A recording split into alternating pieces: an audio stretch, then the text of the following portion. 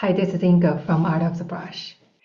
In Oriental brush painting, like calligraphy and ink painting, there are different topics, and different topics covers different way of painting. For example, the brush strokes, the stroke techniques. In this video, we will cover 9 different brush painting techniques, different strokes. When we talk about brush painting techniques, mainly we're talking about painting techniques. It's to focus on different elements. For example, where is the brush tip when we are moving the brush, and which part of the brush we are using, how wet, how dry is our brush, and the brush speed. All the different elements combined together produce a different effect.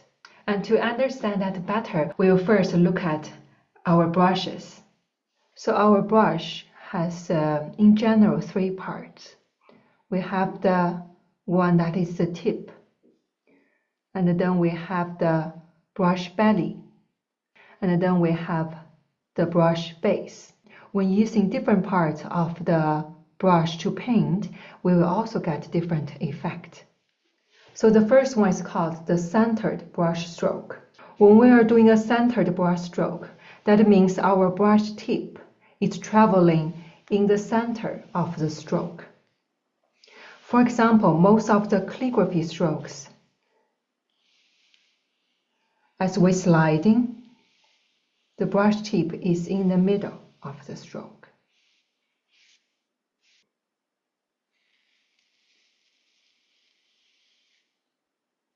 And in a bamboo leaf, the brush tip is always moving in the middle of a stroke. So here I want to mention a detail, that is how we enter a stroke and how we leave a stroke. The different way of entering and leaving a stroke, there are 2 in general, and there are 2 ways. First, this one is the first one is called 漏风. The brush tip is shown. And the second is 回风, returned brush tip, returned brush stroke. Obviously, we left the brush tip shown on the stroke. So when my brush is entering, my brush tip is shown.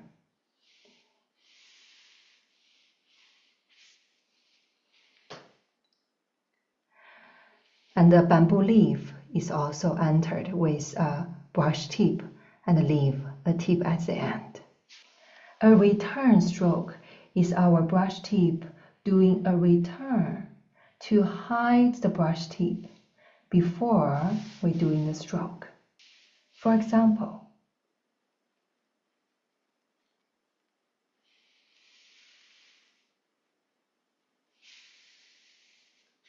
in this way, I'm hiding the tip at the beginning, at the end, to hide the sharp brush tip.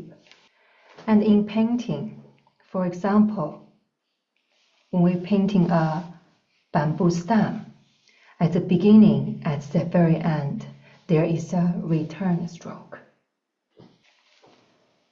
And the second is called the side stroke, 侧锋. Our brush tip sliding at the side of stroke. And this can be seen in the calligraphy stroke, for example, and diagonal stroke.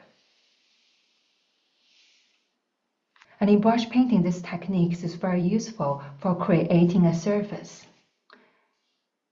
For example, when we are making a leaf, we use the side stroke. The third one, 勾勒, that is an outlined technique. We use our brush tip to paint small details. For example, we use this technique to paint leaf veins. And we can also do outline. For example, a plum petal. The next one, 散风, that means spread brush tip. To use this technique, we need to make our brush tip spread. You can use your fingers to spread them, or instead, you can use the edge of a container or plate by tapping and twist your brush to make the brush tip spread.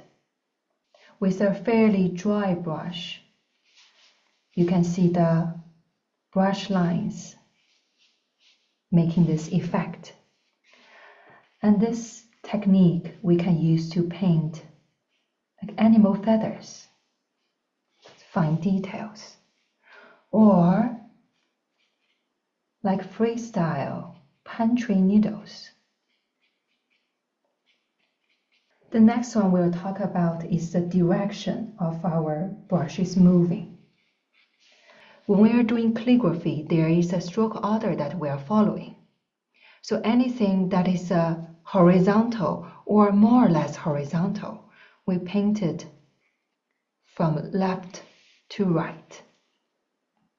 And anything that is vertical or more or less vertical, we paint it from top down.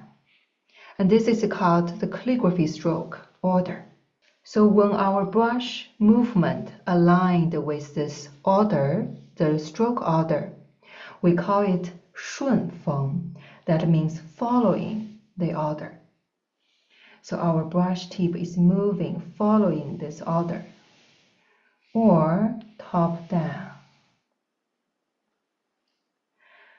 For example, when we are painting an orchid leaf,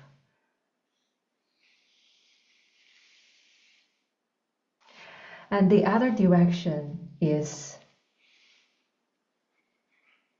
逆风. 逆风 means we'll go against the stroke order.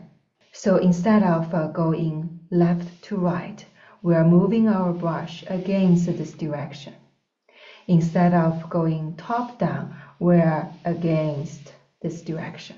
For example, in the orchid leaves, we have leaves going this direction.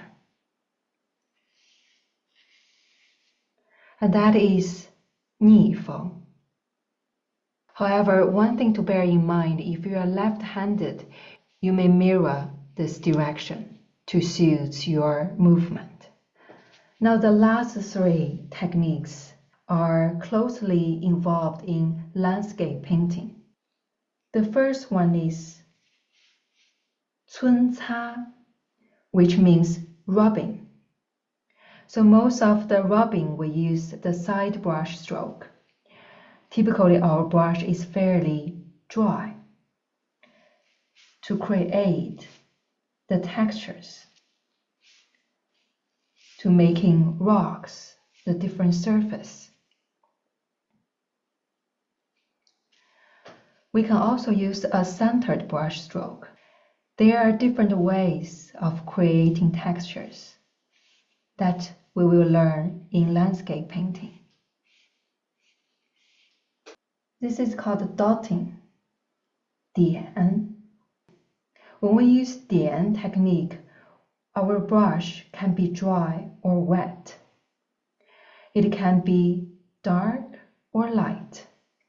We use this technique by pressing down our brush.